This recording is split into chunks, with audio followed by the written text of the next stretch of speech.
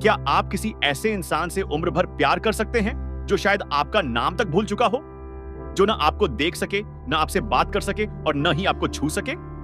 आज मैं आपको एक ऐसी प्रेम कहानी सुनाने जा रहा हूं जो किसी फिल्म की काल्पनिक कहानी नहीं, बल्कि सोलापुर की गलियों से निकली एक ऐसी सच्चाई है जिसे सुनकर पत्थर दिल भी रो पड़ेगा। यह कहानी है लव यू मुडू की, जहां मौत हार गई और एक प्रेमी का इंतजार जीत गया। कहानी का नायक है कर्ण। कर्ण एक ऐसे परिवार से आता है जहां दौलत की कोई कमी नहीं है, लेकिन उसका दिल सोने के कमरों में नहीं बल्कि कुदरत के नजारों में धड़कता है। वह एक फोटो जर्नलिस्ट है।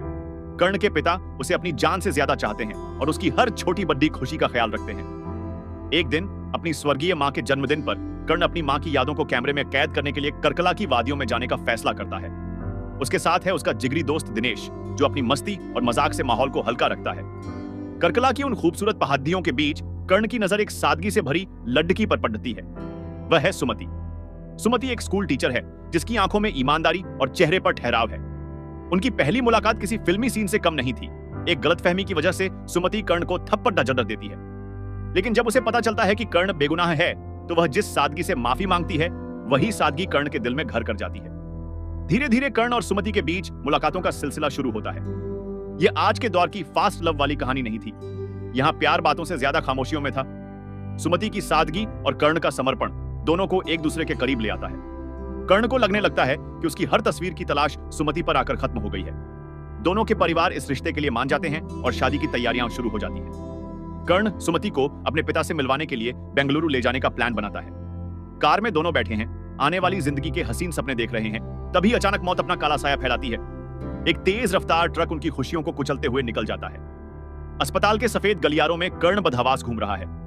उसे चोटें आई हैं, लेकिन उसका पूरा ध्यान सुमति पर है। तभी डॉक्टर बाहर आते हैं और एक ऐसी खबर देते हैं जिससे कर्ण के पैरों तले जमीन खिसक जाती है। सुमति वेजिटेटिव स्टेट यानी कोमा जैसी स्थिति में चली गई है।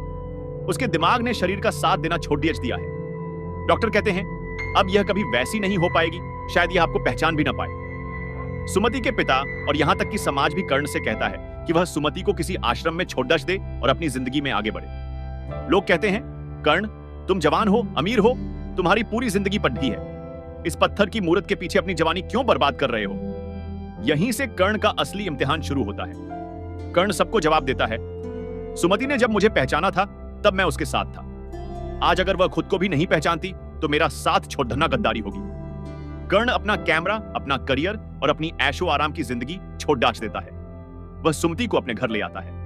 अब कर्ण की दुनिया सुमति के उस बिस्तर के इर्द गिर्द सिमट गई है। वह खुद सुमति को नहलाता है, उसके बाल संवारता है, उसे सुंदर सादियां पहनाता है और उसे चम्मच से खाना खिलाता है। वह उसे मुद्दू, प्यारा बच्चा कहकर पुकारता है। वह घंटों सुमति के पास बैठकर उसे अखबार पिया रचकर सुनाता है। उसे पुरानी यादें याद दिलाता है, इस उम्मीद में कि शायद सुमति की पलकें एक बार झपकें और वह उसे पहचान ले। उसका दोस्त दिनेश और कर्ण के पिता यह सब देखकर रो पड़ते हैं, लेकिन कर्ण के चेहरे पर एक अजीब सा सुकून है। उसके लिए सुमति का सांस लेना ही उसकी जीत है। फिल्म हमें किसी बनावटी चमत्कार की ओर नहीं ले जाती। यह कोई ऐसी फिल्म नहीं जहां हीरोइन अचानक उठकर गाने लगे। इसके बजाय ये उस कड़ी लेकिन खूबसूरत सच्चाई को दिखाती है कि प्यार का मतलब सिर्फ पाना नहीं बल्कि होना है। फिल्म के अंत में जब पर्दे पर असली आकाश और अंजलि की वीडियो चलती है तो हर दर्शक की आंख नम हो जाती है। कर्ण आकाश ने साबित कर दिया कि जब तक दुनिया में एक भी इंसान दूसरे के लिए इस हद तक समर्पित है, तब तक सच्चा प्यार सिर्फ किताबों की बात नहीं है। यह कहानी हमें सिखाती है कि रिश्ते शरीर से नहीं, रूह से निभाए जाते हैं। लव यू मुडू महज एक टाइटल नहीं है, यह एक वादा है जो कर्ण ने सुमति से किया था। एक ऐसा वादा जिसे निभाने के लिए उसने अपनी पूरी हस्ती मिटा दी। यह फिल्म हर उस शख्स के लिए एक आईना है जो मुश्किल वक्त में अपनों का साथ छोड़ देते हैं।